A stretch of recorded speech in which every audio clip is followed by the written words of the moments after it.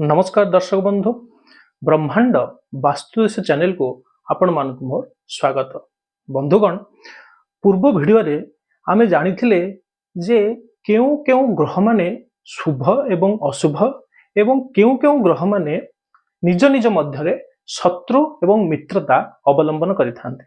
तेणु बंधुगण यह एक ज्योतिष देखिबा को गले आपणको एई गुडाक जानिबा निहाती दरकार। कौन सी जातक आपण देखंतु ना कहीं प्रथम रु आपणकर फंडा अर्थात निजर फाउंडेशन ने एई जिनिस गुडाक आसी थाए बा लागि थाए। एहाकू जदि आपण शिखिदेबे एवं मने रखिदेबे निश्चिंत भाव में जे कौन सी जातक आपण देखि पारिबे। तेणु बंधुगण चलंतु आमे जानिबा आज शुभ अशुभ भाव केउ केउ माने हम तो ग्रह विषय जानले एवं एई जे मेष ठारू आपणकर मीन पर्यंत जो 12टी घर अछि तांको मध्यरे केउ घर अर्थात केउ भाव आपनको शुभ फल देई थाए एवं केउ भाव आपनको अशुभ फल देई थाए। तेणु बंधुगण आपण माने जानंती ये होउछि आपणकर मेष ठारू मीन पर्यंत टोटल 12टी घर। 12टी घर मध्यरे आमे जदि ताकू शुभ अशुभ को नेकी कि आमे 5 भाग ताकू विभक्त करथांती। तेणु प्रथमटी हूँ कौन अति शुभ। अति शुभ घरे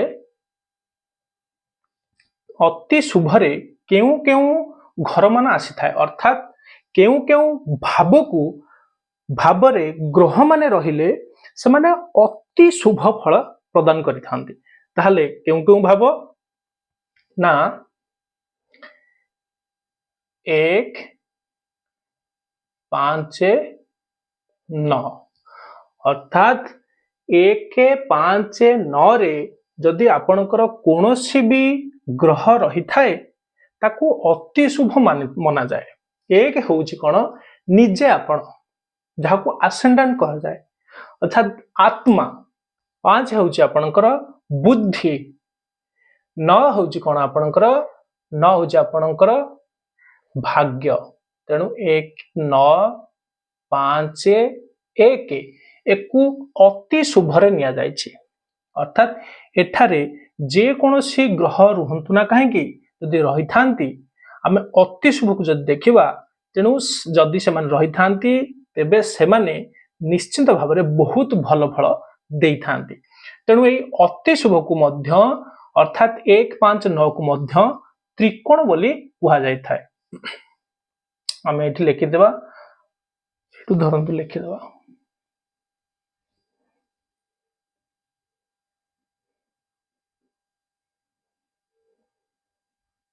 त्रिकोण। तापरे 2 रे आसिला आपणकर कोन ना शुभ ग्रह शुभ। ये तो गला 159 आपणकर अति शुभ बा ताको त्रिकोण कहा जाए। तेणु शुभ घरे के आसीबे घर भाव सेई 1 4 7 10। तेणु बंधुगण 1 4 7 10 को शुभ बोली मानि था। जदि 1 अर्थात 1 4 7 10 1 होउची आपण आत्मा बा आपण निजे मन प्रफुल्लता। तेणु 1 घर होउची 1 घरे जे कोनोसी भी ग्रह रहिले ना नाही बहुत भल। तेणु 1 घर को मध्य अति शुभरे निया जाइछि एवं 1 घर को मध्य शुभरे मध्य निया जाइछि। तेणु 1 जने पळि आसले तापर आसले 4 होउची आपणकर सुख अर्थात जेउठारे ग्रह माने रहिले आपनको बहुत सुख प्रदान करथांती। ये होची 4 घर। तेणु 4 भी गले 4 सहित तापर के आसला 7 होउची आपणकर वाणिज्य को देखा जाए एवं आपणकर रिलेशन ता मध्य 7 घर रही थाए। ତେଣୁ ତାକୁ ମଧ୍ୟ ଯଦି କୌଣସି ଗ୍ରହ ସେଇ ଘରେ ଆସିଥାନ୍ତି ତାକୁ ମଧ୍ୟ ଶୁଭ ବୋଲି ମାନିଥାଏ। ତାପରେ ଆସିଲା 10 ଘର। 10 ହଉଛି ଆପଣଙ୍କର ଇଏ ନ ଆସିଗଲା ଆପଣଙ୍କର ଧର୍ମ ଭାଗ୍ୟ, ଇଏ ଆସିଗଲା ଆପଣଙ୍କର କର୍ମ। ତେଣୁ 10 ଘରକୁ ମଧ୍ୟ ଶୁଭ ବୋଲି ନିଆଯାଇଛି। ତେଣୁ 1 4 7 10 ଏହାକୁ ଶୁଭ ବା ଏକୁ ମଧ୍ୟ କେନ୍ଦ୍ର ବୋଲି କୁହାଯାଏ। ଯଦି କେନ୍ଦ୍ରରେ ଯଦି ବୃହସ୍ପତି କିମ୍ବା ଭଲ ଗ୍ରହ ମଙ୍ଗଳ ଆଦି ରୁହନ୍ତି ତେବେ ସେ ବହୁତ ଭଲ ଫଳ ଦେଇଥାନ୍ତି। ଦେଖୁ এইটা হচ্ছে ଆମେ ବିଚାରକୁ ଯଦି ନବା ଏଇ ଘର ଶୁଭ, ତେଣୁ এইଠି ଯଦି ଏଇ ଗ୍ରହ ରୁହନ୍ତି ତାହେଲେ ଅତି ଶୁଭ ଫଳ ଦେଇଥାନ୍ତି। କିନ୍ତୁ ତାର ଭିତରକୁ ଗଲେ ଅନେକ କିଛି ଅଛି, ତାର ଦୃଷ୍ଟି ଦେଖିବାକୁ ପଡିବ, ସେମାନଙ୍କର କୋଉ ଘର ନିଜସ୍ୱ ଶତ୍ରୁମିତ ଏହା ତ ପରର କଥା। କିନ୍ତୁ ଏହାକୁ ଶୁଭ ବୋଲି କାହିଁକି ନିଆଯାଇଛି ନା ଏଇ ଘର ହିଁ ରହିଲେ ଯଦି ରହୁଛନ୍ତି ଗ୍ରହ ମାନେ ସେମାନେ ନିହାତି ଭାବରେ ଭଲ ଫଳ ଦେଇଥାନ୍ତି।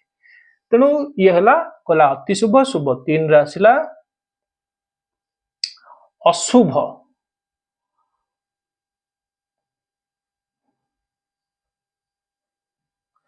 ବନ୍ଧୁଗଣ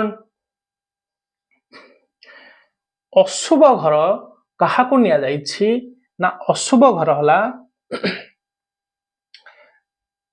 3 6 ଆଉ 11।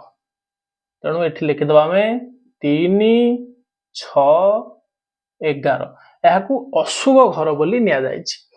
3 ହେଉଛି କଣ ନା 3 ହେଉଛି ଆପଣଙ୍କର ଏଫର୍ଟ, ଅର୍ଥାତ୍ ଆପଣ କେତେ ପରିଶ୍ରମ କରୁଛନ୍ତି। ଏଠି 3 ଘର କଠିନ ପରିଶ୍ରମକୁ ଦେଖାଯାଏ। ତେଣୁ 3 ଘର ପରେ କଣ ଆସିଲା ନା 6 ଘର। 6 ଘର ଆପଣଙ୍କର ଦେଖେଇବ କଣ ନା ରୋଗ ଦେବ, ଆପଣଙ୍କର ଶତ୍ରୁକୁ ମଧ୍ୟ ଦେଖାଏ, ଆପଣଙ୍କର ଋଣକୁ ମଧ୍ୟ 6 ଘର ଦେଖେଇଥାଏ। ତେଣୁ 6 କୁ ମଧ୍ୟ ଅଶୁଭ ନିଆଯାଇଛି।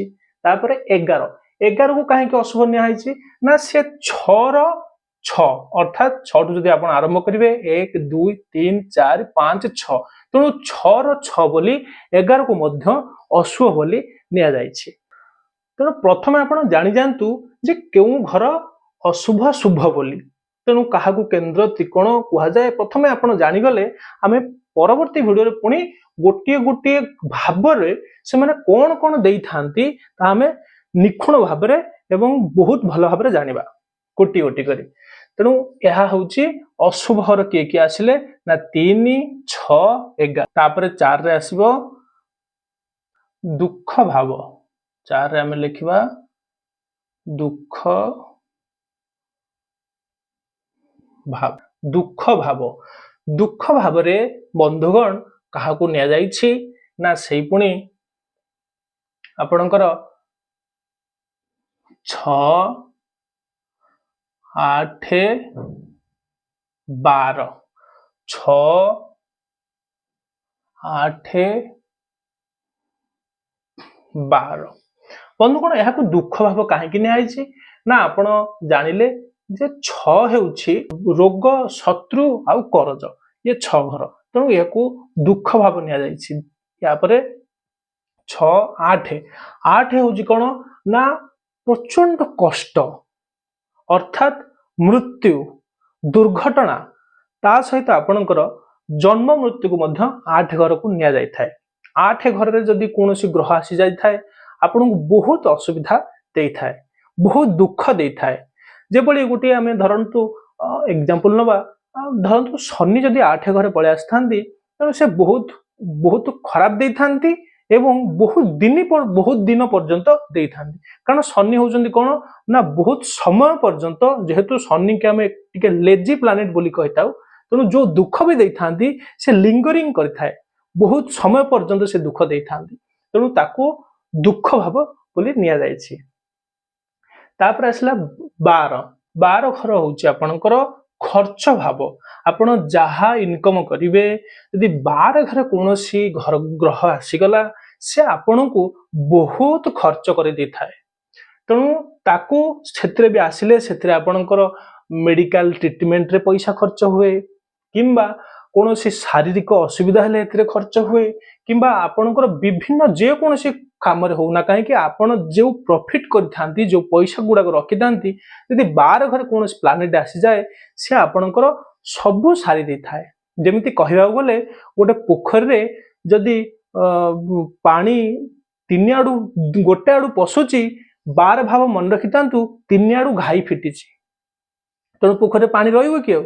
ତେଣୁ ସେଇଭଳି ଭାବରେ 12 କୁ ନିଆଯାଇଛି ଯେ ଇଏ ହଉଛି ଖର୍ଚ୍ଚ ଅନେକ ଖର୍ଚ୍ଚ ବା ଲସ୍ ହଉଛି 12 ଭାବ ବହୁତ ଲସ୍ କରିଥାଏ। ତେଣୁ ଏହା ଆସିଲେ ଏହାକୁ ଦିଆଯାଇଛି ନା ଦୁଃଖ ଭାବ ଦିଆଯାଇଛି ନା ଏହି ଘରେ ଏହି ଭାବରେ ଯଦି କୌଣସି ଗ୍ରହ ଆସିଥାନ୍ତି ସେମାନେ ଏହିପରି ଭାବରେ ଆପଣଙ୍କୁ ଫଳ ଦେଇଥାନ୍ତି ତେଣୁ ସିଏ ହଉଛି ଦୁଃଖ ଭାବ। ବନ୍ଧୁଗଣ ଏଇ ଦୁଃଖ ଭାବକୁ ମଧ୍ୟ ଦୁସ୍ଥାନ ବୋଲି କୁହାଯାଇଥାଏ ଜ୍ୟୋତିଷ ଶାସ୍ତ୍ରରେ। ଦୁସ୍ଥାନ ତାପରେ 5 ରେ ଆସିଲା କଣ ନା ମାରକ। ମାରକ କୋଉ ଘର ନା ମାରକ ହଉଛି 2 ଏବଂ 7। 2 ଆଉ 7 କୁ ମାରକ ବୋଲି ନିଆଯାଇଛି। ମାରକର ଅର୍ଥ ହେଉଛି ମୃତ୍ୟୁ ବା ମୃତ୍ୟୁତୁଲ୍ୟ କଷ୍ଟ ମଧ୍ୟ ମାରକକୁ କୁହାଯାଏ। ଅର୍ଥାତ୍ ଏଇ ଘରେ ଯଦି କୌଣସି ପ୍ଲାନେଟ୍ ଆସିଥାଏ ସେ ଆପଣଙ୍କୁ ମୃତ୍ୟୁ ମଧ୍ୟ ପ୍ରଦାନ କରିଥାଏ। ତା ମାନେ ଏହା ନୁହେଁ ଯେ ଯେକୌଣସି ସମୟରେ ଯଦି କୌଣସି ଗ୍ରହ ଏଇ ଭାବରେ ଆସିଯିବେ ସେ ଆପଣଙ୍କୁ ମୃତ୍ୟୁ ଦେବେ। ତାର ସବୁ ଦେଖିବାକୁ ପଡିବ ଯେ କୋଉ ଅଛନ୍ତି କୋଉ ତାର ଦୃଷ୍ଟି କେମିତି ପଡୁଛି ତାପରେ ଗ୍ରହ ମାନଙ୍କର ଦୃଷ୍ଟି କେମିତି ପଡୁଛି କୋଉ ଭାବ ଉଚ୍ଚ ନିଚରେ ରହିଛନ୍ତି ସବୁ କିଛି ଦେଖିକି ସେଟାକୁ କୁହାଯାଇଥାଏ। କିନ୍ତୁ ଜ୍ୟୋତିଷ ଶାସ୍ତ୍ରରେ ଏଇ 2ଟି ଘରକୁ ମାରକ ବୋଲି ନିଆଯାଇଛି। ତେଣୁ ବନ୍ଧୁଗଣ ଆପଣ ଜାଣିଗଲେ ଯେ ଅତି ଶୁଭ ଘର କୋଉ ମାନେ ନା 1, 5, 9। 1, 5, 9 ହଉଛି ଆପଣଙ୍କର ଅତି ଶୁଭ ଗ୍ରହ ବା ତ୍ରିକୋଣ। ତେଣୁ ଶୁଭ ଗ୍ରହ କିଏ ଶୁଭ ଭାବ କିଏ ନା 1, 4, 7, 10। 1, 4, 7, 10 କୁ ଆମେ ଶୁଭ ଭାବ ବା କେନ୍ଦ୍ର ବୋଲି ନେଇଥାଉ। ଅଶୁଭ କିଏ ନା 3, 6, 11। ଦୁଃଖ ଭାବ କିଏ ନା 6, 8, 12। 6, 8, 12 ଇଏ ହଉଛନ୍ତି ଦୁଃଖ ଭାବ। ଏହାକୁ ଦୁସ୍ଥାନ ବୋଲି କୁହାଯାଇଥାଏ। ତେଣୁ ବନ୍ଧୁଗଣ ୟା ବାଦେ ଆଉ 3ଟି ଭାବ ରହିଛି ଭାବର ନାଁ ରହିଛି ଯୋଉଗୁଡା କି ଏତେ ଇମ୍ପୋର୍ଟାଣ୍ଟ ନୁହେଁ କିନ୍ତୁ ଜାଣିଥିବା ଦରକାର। ଗୋଟେ ହଉଛି 6 ହଉଛି କଣ 6 ହଉଛି ଆପଣ ପଣଫର।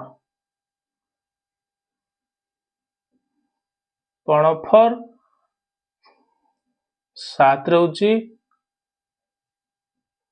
ଅପୋକ୍ଲିମ ଉପଚୟ। ବନ୍ଧୁଗଣ ପଣଫରରେ କେଉଁ ଭାବ ଆସିବେ ଆପଣଙ୍କର 2, 5, 8, 11। ଅପୋକ୍ଲିମ ରେ କିଏ ଆସିବେ ନା ଅପୋକ୍ଲିମ ରେ ଆସିବେ 3, 6, 9, 12। ଉପଚୟରେ ଆସିବେ 3, 6, 10। ବନ୍ଧୁଗଣ ଏଇ 5ଟା ପରେ ଏଇ 3ଟା ମଧ୍ୟ ନିଆଯାଇଛି। ଅର୍ଥାତ୍ ମେନଲି କୋଉ 3ଟିକି ଆମେ ଜାଣିବା ତ୍ରିକୋଣ କେନ୍ଦ୍ର ଦୁସ୍ଥାନ। ଅର୍ଥାତ୍ 1, 5, 9 ତ୍ରିକୋଣ କେନ୍ଦ୍ର ହଉଛି 1, 4, 7, 10। ଦୁଃଖ ଭାବ ବା ଦୁସ୍ଥାନ 6, 8, 12। ଏଇ ଘର 3ଟି ବେଶୀ ଆପଣଙ୍କୁ ଜ୍ୟୋତିଷ ଶାସ୍ତ୍ର ଯେତେବେଳେ ଜାତକ ଦେଖିବେ ବେଶୀ ଆପଣଙ୍କୁ ଦରକାର। ତେଣୁ ଏଇ 3ଟି ମେନ୍ ତାପରେ ତ ଏଗୁଡାକ ଅଛି ଏଗୁଡାକ ଏତେ ଦରକାର ନାହିଁ। ତେଣୁ ଏଇ 3ଟି ଆପଣଙ୍କର ବେଶୀ ଇମ୍ପୋର୍ଟାଣ୍ଟ। ତେଣୁ ଏଇ 3ଟା ଉପରେ ବେଶୀ ଆପଣ ମନେ ରଖିବେ ଧ୍ୟାନ ଦେବେ ଜ୍ୟୋତିଷ ଯେତେବେଳେ ଆପଣ କରିବେ। ତେଣୁ ବନ୍ଧୁଗଣ ଇଏ ହଉଛି ଆପଣଙ୍କର ଶୁଭ ଏବଂ ଅଶୁଭ ଭାବ।